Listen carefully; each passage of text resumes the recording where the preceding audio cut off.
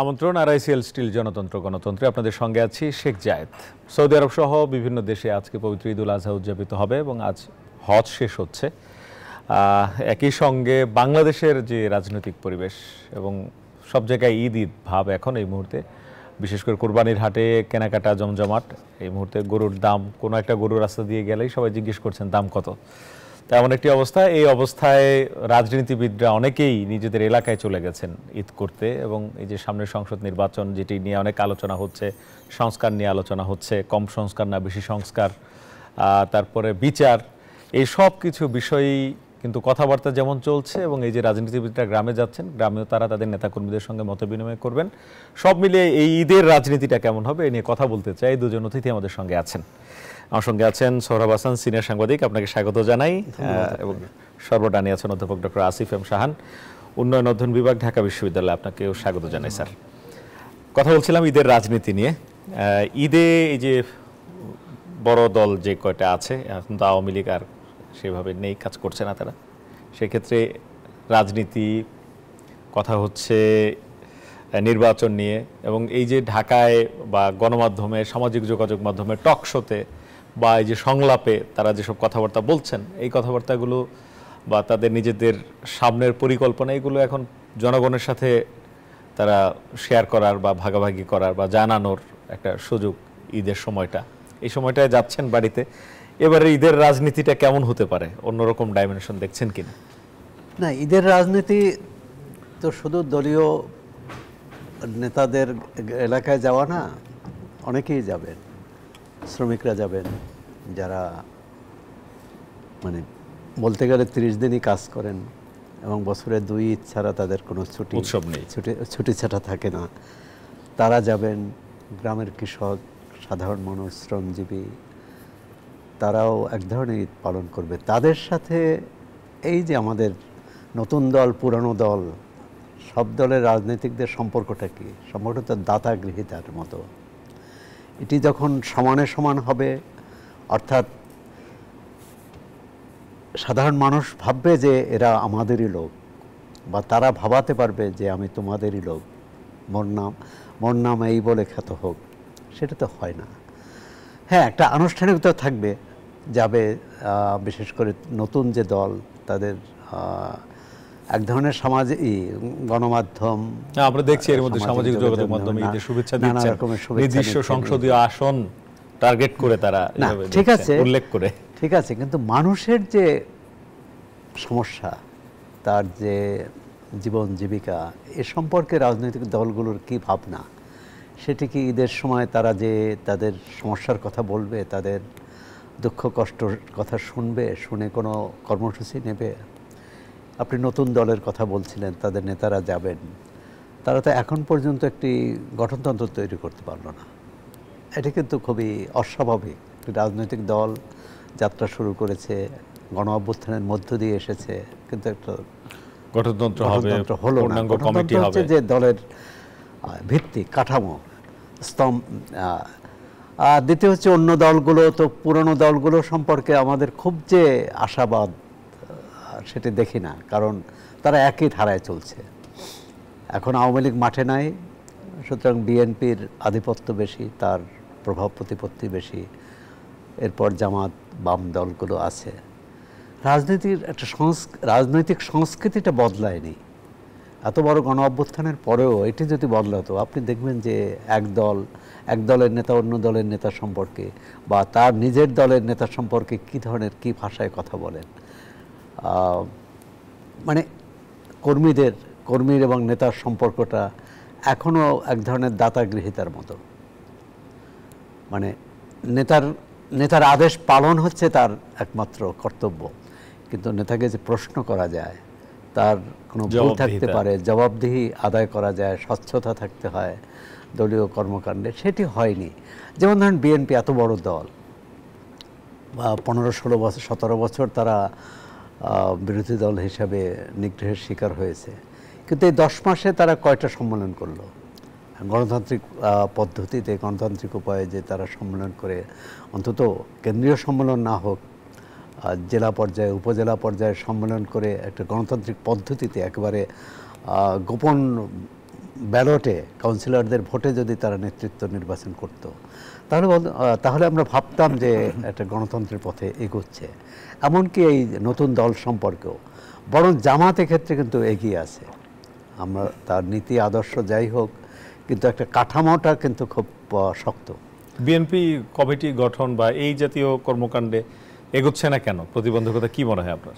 একটা হচ্ছে যে এখন তো মনে হচ্ছে তারা ক্ষমতায় এসে গেছে। আপনি নেতাকর্মীদের ভাষাভঙ্গিতে দেখবেন তাদের যে ক্ষমতা এখন আনুষ্ঠানিকতা মাত্র। তো সুতরাং এটি একটি কারণ যে এটার প্রয়োজন নেই। আর ওই যে জেলা কেন্দ্রীয় নেতা যা বলে জেলার নেতা সেটা অবশ্য কর্তব্য মনে করে, জেলার নেতা যে বলে উপজেলার নেতা যা বলেন ইউনিয়ন পর্যায়ের নেতা।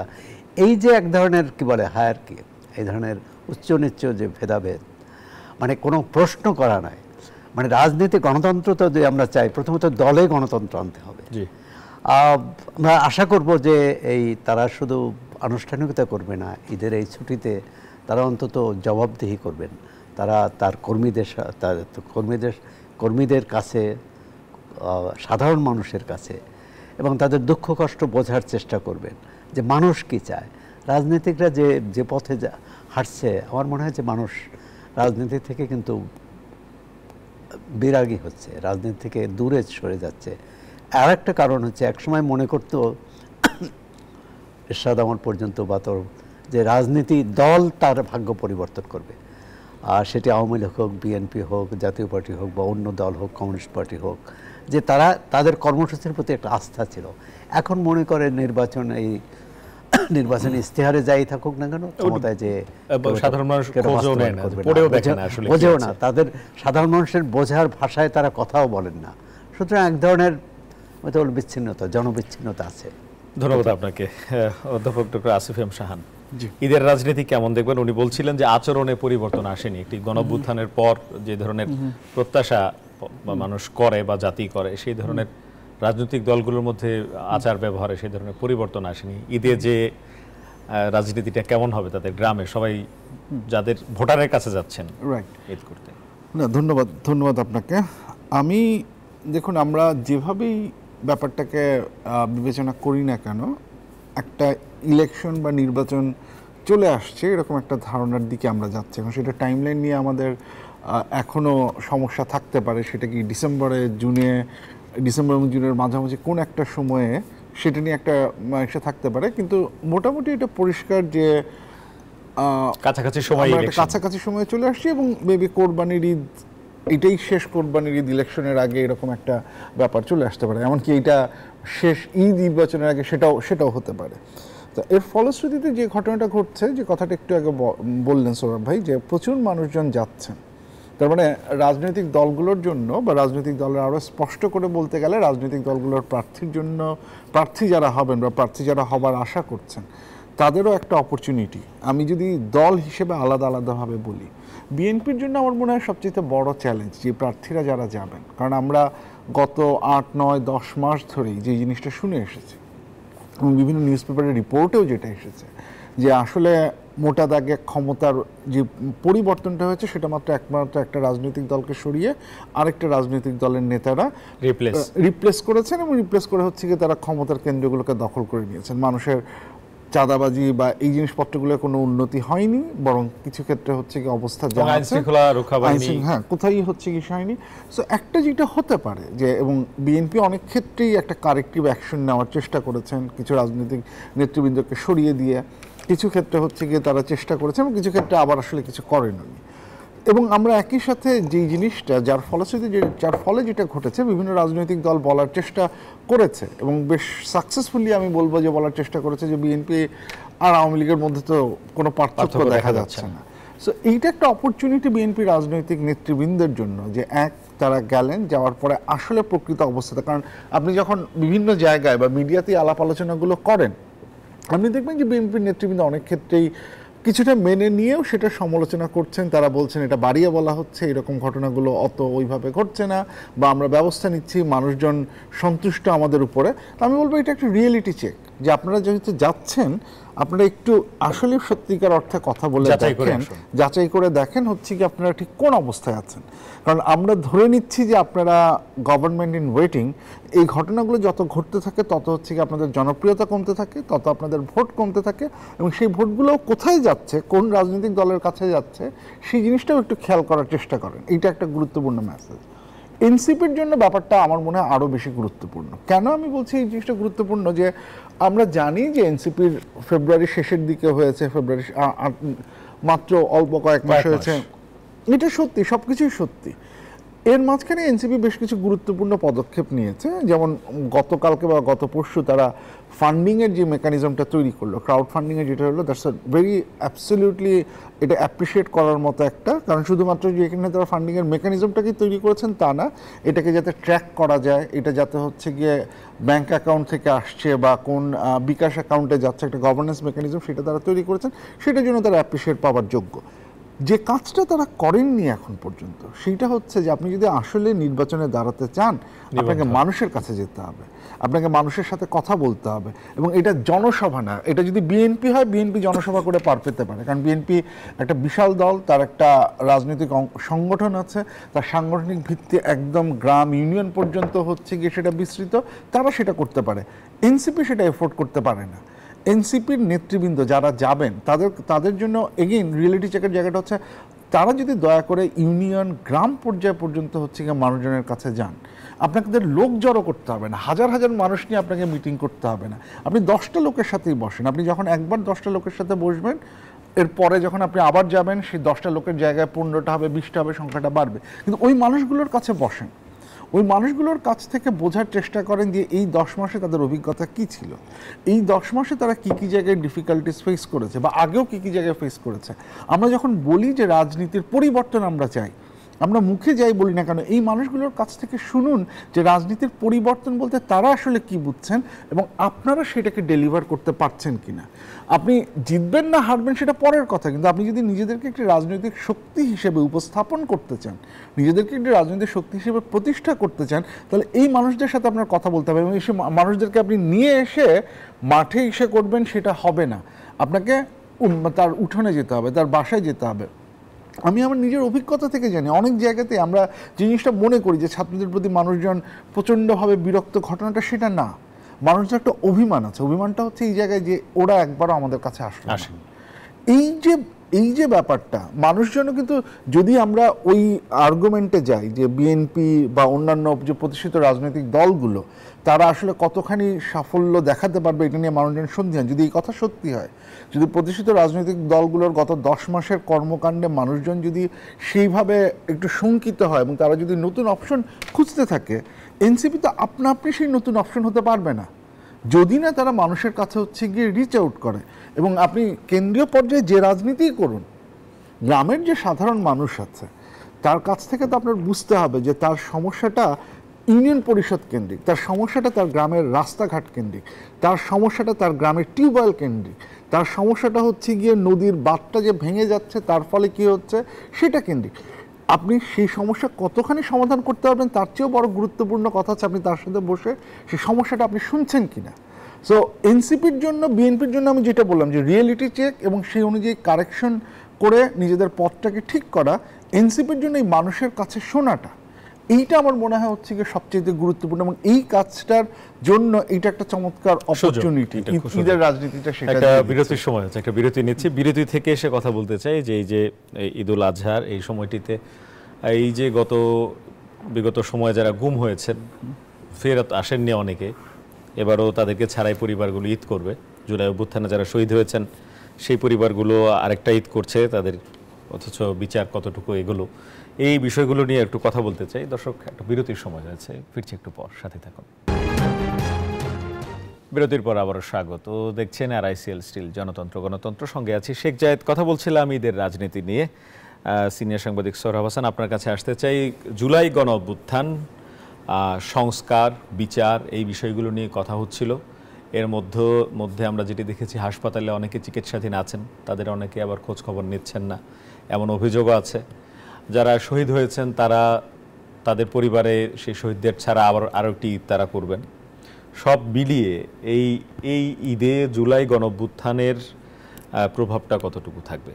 এনসিপির যারা তারা জুলাই গণঅভ্যুত্থানকে যেভাবে তুলে ধরার চেষ্টা করবেন, আমরা এমনিতে সামাজিক যোগাযোগ মাধ্যম, টক শো বা রাজনীতির ময়দানে বিএনপি সহ আরও অনেক দলকে এই জুলাই গণঅভ্যুত্থানকে ততটা প্রমোট করতে বা সেটা নিয়ে বলতে আমরা দেখি না। না, এটা তো খুবই দুঃখজনক, বেদনাদায়ক, কষ্টকর যে জুলাই গণঅভ্যুত্থানে যারা মারা গেছেন, শহীদ হয়েছেন, ওই পরিবারগুলো এখনও যদি সহায়তা না পায় বা সহায়তার জন্য যদি রাষ্ট্রের কাছে হাত পাততে হয়, তার দুঃখ কষ্টের কথা বলতে হয় স্বজনদের, এবং যারা আহত হয়েছে, আমরা তো প্রায় সংবাদ মাধ্যমে দেখি, টেলিভিশন বা পত্রিকায়, যে চিকিৎসা, এই যে চক্ষু হাসপাতালে হাসপাতাল বন্ধ থাকলো 1 সপ্তাহের বেশি। মানে এটি আমাদের সামগ্রিক ব্যর্থতা, দায়িত্বহীনতা এবং অবিমৃষ্যকারিতা। মানে এর থেকে, মানে আমরা এত বড় একটা অভ্যুত্থান করলাম, এত বড় জয় করলাম, কত নিহত হয়েছে? 1400 তো বলা হয়, তাও তালিকা, এনসিপির তালিকা অনুযায়ী বোধ হয় 800 কত, তাই তো? তা আমরা এই পরিবারগুলোর কাছে করতে পারি না? এত মানে আমাদের রাষ্ট্রের অর্থনীতি কিন্তু একেবারে ছোট নয়, বা বাংলাদেশের যারা ধনাঢ্য ব্যক্তি তারাও সহায়তা করতে পারে, শুধু রাষ্ট্রই কেন করবে? সমাজকে এগিয়ে আসা উচিত, বিত্তবানদের এগিয়ে আসা উচিত। বেশ কয়েকজনের চিকিৎসায় বিএনপি থেকে এগিয়ে আসা হয়েছে, আমরা যেটি দেখেছি। আচ্ছা, এগিয়ে আসা হয়েছে, তারপরও যে হাহাকার বা এই যে চিকিৎসা পায়নি, কতজনকে বাইরে পাঠানো যায়?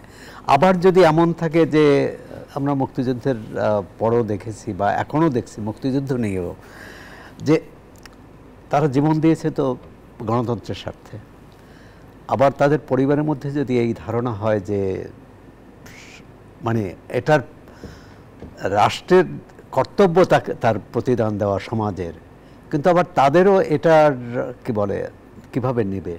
মানে অন্তত আমি মনে করি যে দূরত্ব তৈরি হয়েছে। যারা আহত হয়েছেন বা নিহত পরিবার, আর যারা এর বাইরে আছেন, কোথায় যেন একটা, যেমন একটা জুলাই ফাউন্ডেশন করা হলো, তার আমরা দেখলাম যে অনেক আড়ম্বর করা হলো, অনেক তহবিল আছে, সেই তহবিলের টাকাটা খরচ হয়েছে কিনা, অনেক প্রশ্ন। এবং ধরেন আমরা প্রত্যন্ত অঞ্চলে এই যে যারা ভর্তি হতে পেরেছে তাদেরই জানি, কিন্তু খেটে খাওয়া মানুষ, সাধারণ মানুষ যারা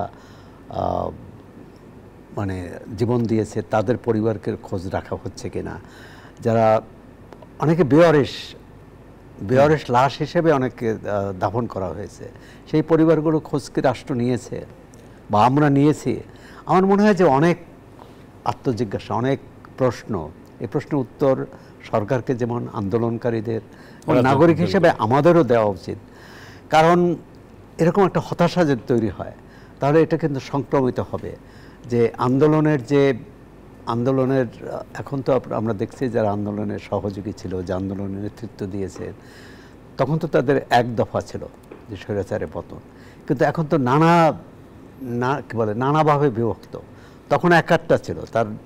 দেখুন, এই রাজনৈতিক দলগুলো বা ছাত্র নেতৃত্ব বিশেষ করে, তাদের নিজ নিজ সংগঠনের পরিচয়ে আড়াল করে তারা সংগঠিত হয়েছিল এক জায়গায়।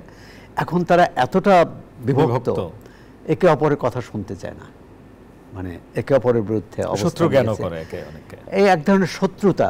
তা আমরা এই শত্রুতা থেকে বেরিয়ে আসবো, একটা সুন্দর রাজনৈতিক সংস্কৃতি হবে। এর চেয়েও আরেকটি, যেটা গত 10 মাস ধরে আমরা থেমে থেমে দেখি, মব ভাইরাস। যার মনে হলো যে অমুক অফিসের স্বৈরাচারের দোসর আছে, তাকে খুঁজে বের তার রাষ্ট্র কি করে? আইন শৃঙ্খলা রক্ষাকারী বাহিনী কি? তার বড় জোরতে আইন শৃঙ্খলা রক্ষাকারী বাহিনী বলতে পারে, তার কাছে অভিযোগ দিতে পারে থানা পুলিশের কাছে, যে তার বিরুদ্ধে এই অভিযোগ আছে, তার বিরুদ্ধে ব্যবস্থা নেওয়া হোক। আমরা একজন মানে জীবিতকে মৃত দেখিয়ে হত্যা মামলা করা হয়েছে, পরবর্তীকালে দেখা গেল সেটা তার ভাইয়ে জমি নিয়ে বিরোধে, পারিবারিক বিরোধ। এগুলো কিন্তু আমাদের নৈতিক, এই আন্দোলনের বড় শক্তি ছিল কি? নৈতিক শক্তি।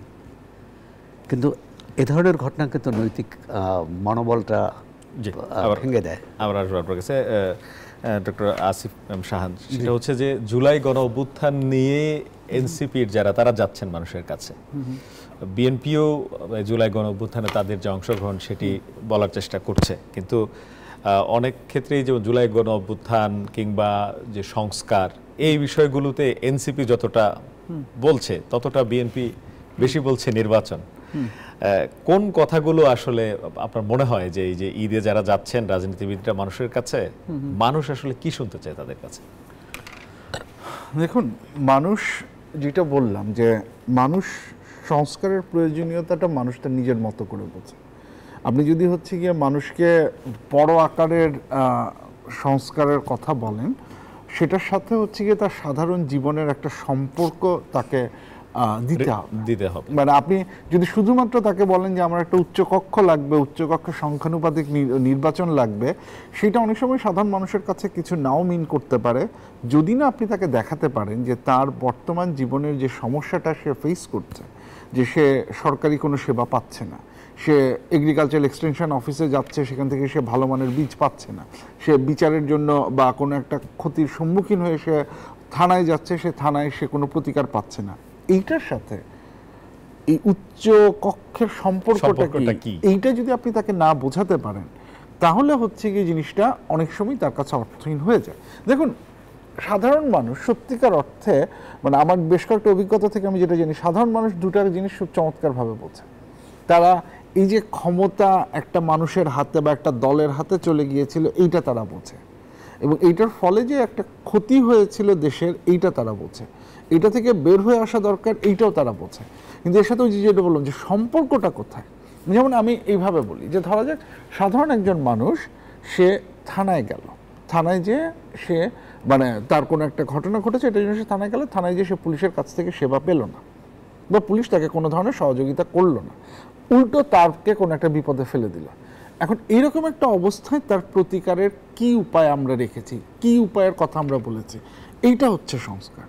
তো এখন যদি আমি এইখানে বলি যে আমার হচ্ছে গিয়ে তাকে কোনো একটা কমিউনিটি পুলিশিংয়ের কথা আমি বললাম, তার সুবিধার জন্য আমি যদি বলি যে তারা যদি একজোট হয়, যদি মানুষের একটা প্ল্যাটফর্ম থাকে, সেটা থেকে একজোট হয়ে তারা যদি হচ্ছে গিয়ে এটার প্রতিবাদ করে, তাহলে সেটা একটা অপরচুনিটি দেয়।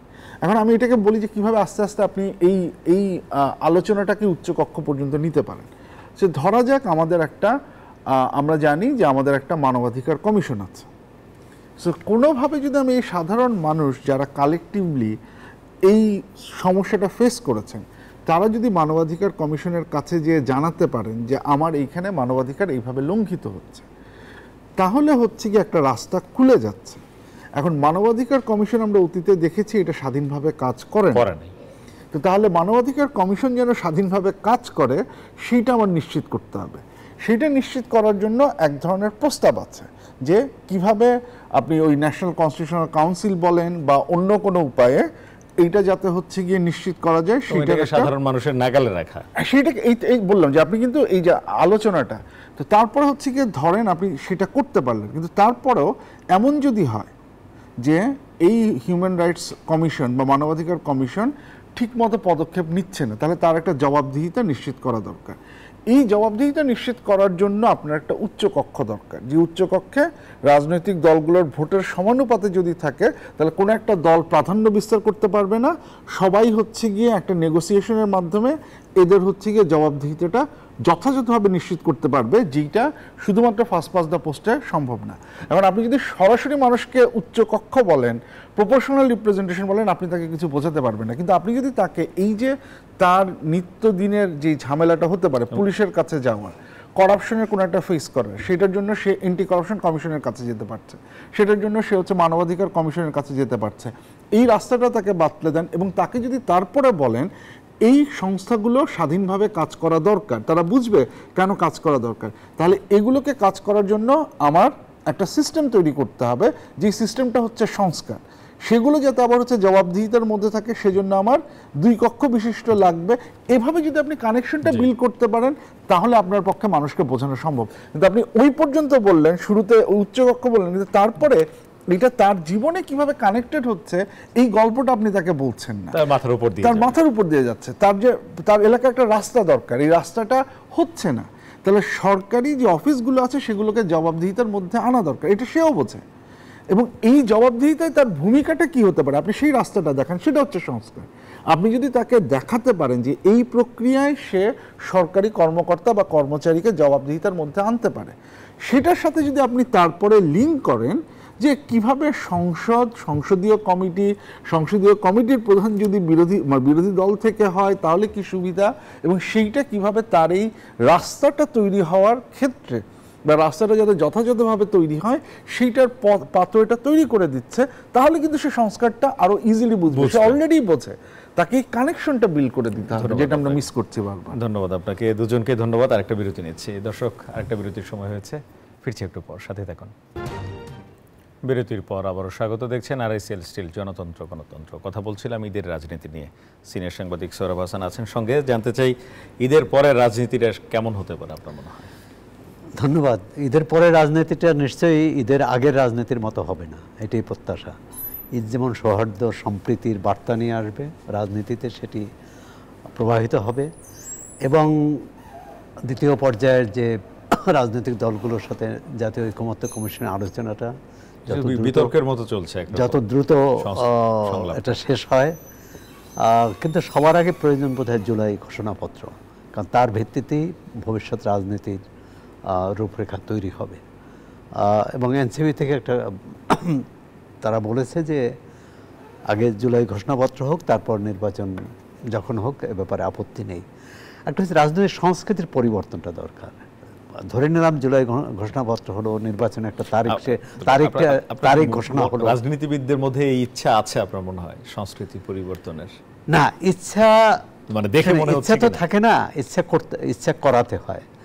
এখন এটা হচ্ছে জনগণের একটা অধিকার থাকে, যে এই যে ভোটের অধিকার বা ভোট দেওয়ার।